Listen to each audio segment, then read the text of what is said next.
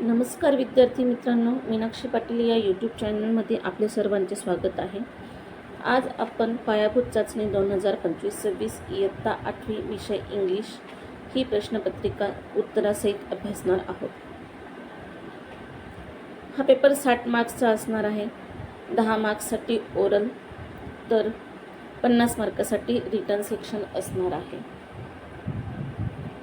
Oral सेक्शनमध्ये प्रश्न पहिला हा 5 मार्क्ससाठी तर प्रश्न दुसरा हा 5 मार्क्ससाठी येणार आहे.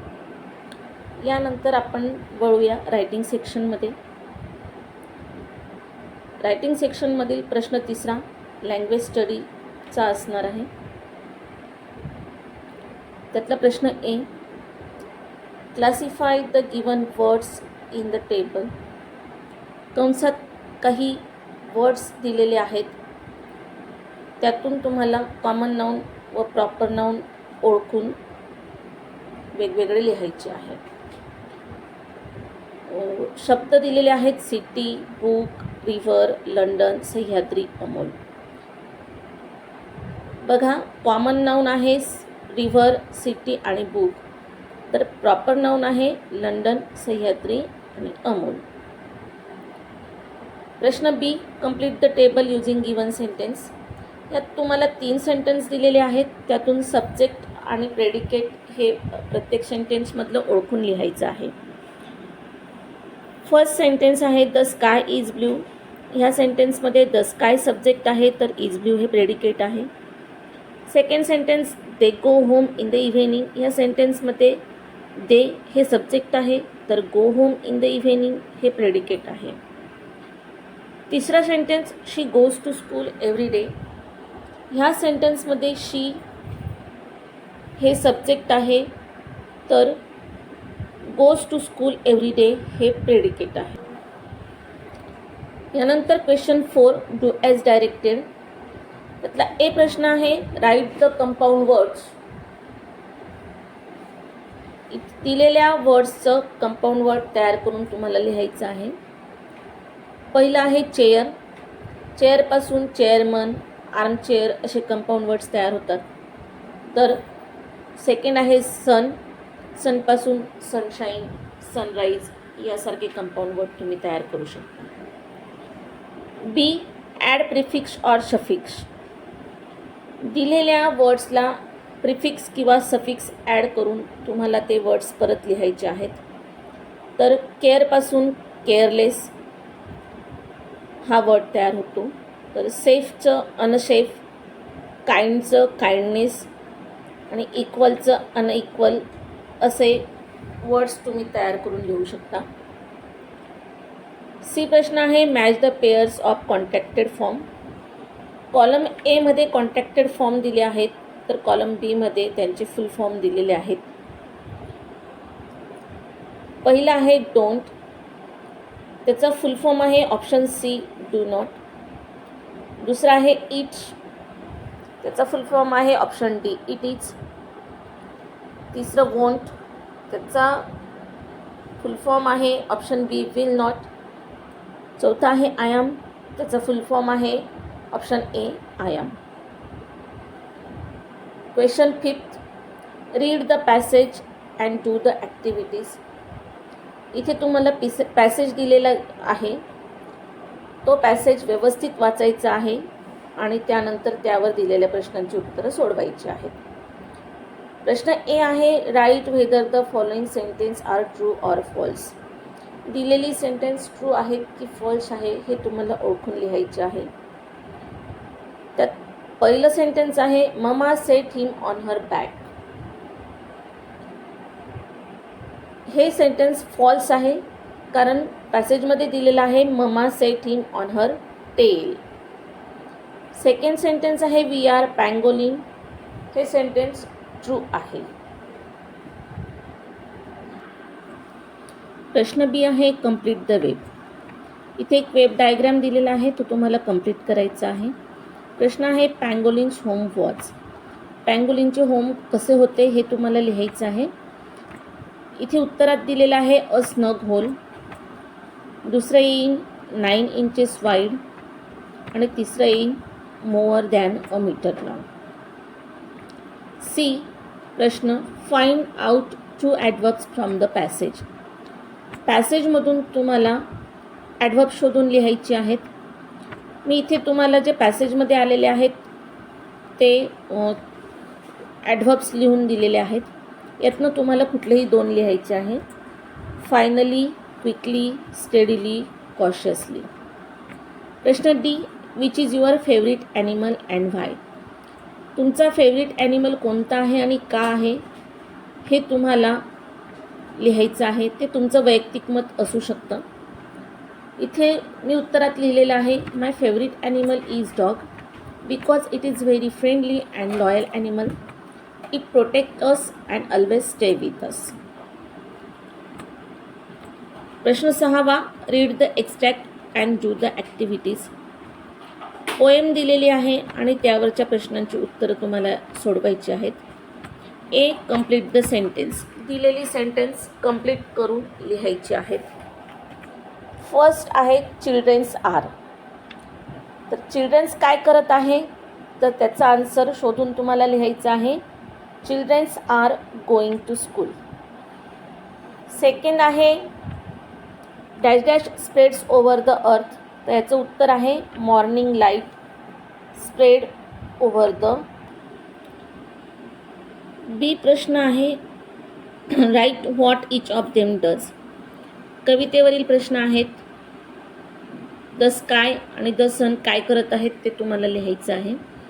तर बघा first the sky bows his heads in respect. Second the sun. Sun काय करत आहे तर waits and smiles on one side of the road. C प्रश्न आहे list all the verbs in the extract that have the suffix ash. एक्स्ट्रॅक्टमध्ये आलेले verbs की ज्यांना एस लागलेला आहे ते तुम्हाला लिहायचे आहेत. तर स्प्रेड्स, गोज, वेट्स आणि स्माइल्स हे व्हर्ब्स आहेत की ज्यांना एश हे सफिक्स लागलेलं आहे. प्रश्न 7 आहे रायटिंग स्किल. स्टोरी रायटिंग तुम्हाला करायची आहे. Complete the story with the help of given points and write the moral of the story. The ant and the grasshopper. The ant and the grasshopper ही story तुम्हाला लिहायची आहे आणि त्या स्टोरीचं moral पण तुम्हाला लिहायचं आहे.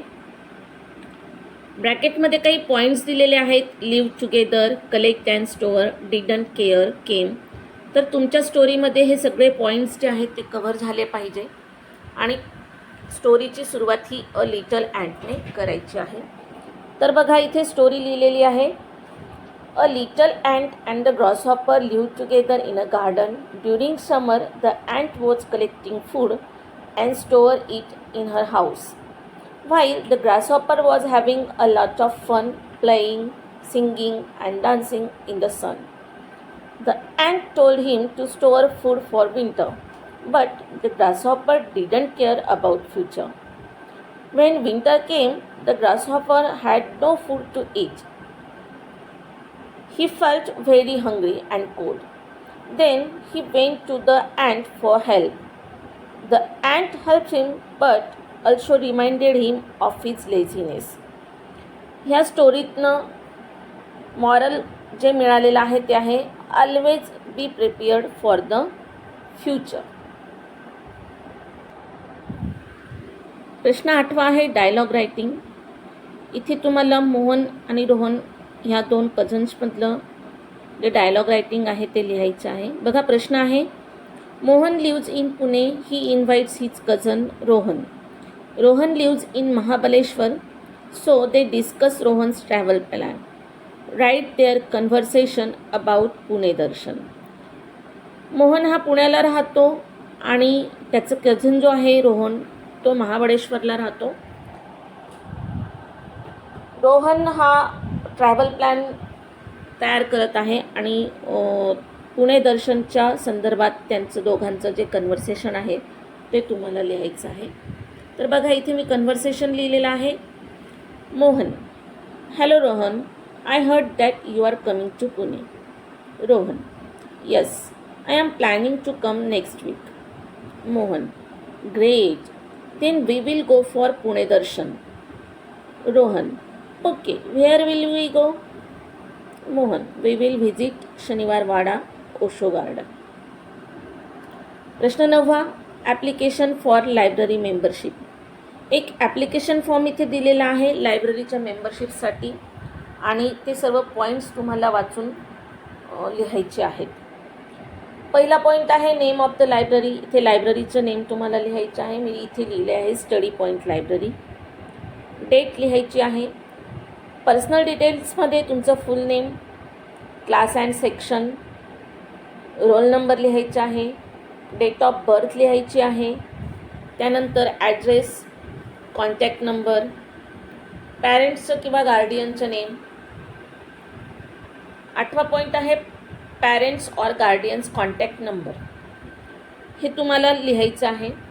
त्यानंतर डिक्लेरेशन जे आहेत ते पण तुम्हाला लिहायचे आहे. आणि शेवटी स्टुडंट सिग्नेचर म्हणजे तुमची साईन तुम्हाला तिथे करायची आहे.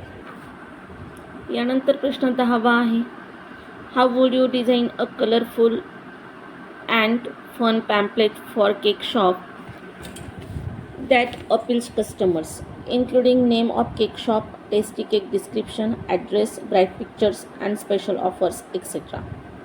इथे तुम्हाला केक शॉपची ॲडव्हर्टाइजमेंट तयार करायची आहे आणि दिलेले जे पॉईंट्स आहेत ते तुम्हाला त्या ॲडव्हर्टाइजमध्ये कव्हर करायचे आहे. बघा इथे एक ॲडव्हर्टाइजमेंट मी तयार केलेली आहे. केक शॉपचं नाव तुम्हाला लिहायचं आहे. मी लिहिलेलं आहे श्री केक शॉप. त्यानंतर आवर सर्व्हिसेस म्हणजे कोणत्या प्रकारचे केक मिळतात. Birthday cake, wedding cake, cake Rolls.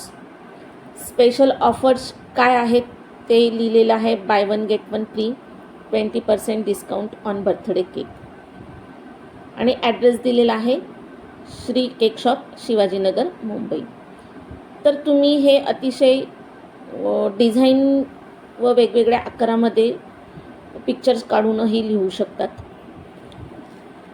प्रश्न 11वा translate the following sentence into your instruction of medium. काही सेंटेन्सेस दिलेले आहेत आणि त्यांचं तुम्हाला ट्रान्सलेशन करायचं आहे तुमच्या मातृभाषेत. पहिलं सेंटेन्स दिलेलं आहे व्हॉट इज युअर ड्रीम. तुझे स्वप्न काय आहे. दुसरं आहे नो पेन नो गेन. त्याचं मराठीत ट्रान्सलेशन आहे कष्ट नाही तर यश नाही. तिसरं sentence Sachin Tendulkar is a cricketer. त्याचं ट्रान्सलेशन आहे सचिन तेंडुलकर एक क्रिकेटपटू आहे. चौथं सेंटेन्स आहे the sun rises in the east. सूर्य पूर्वेला उगवतो.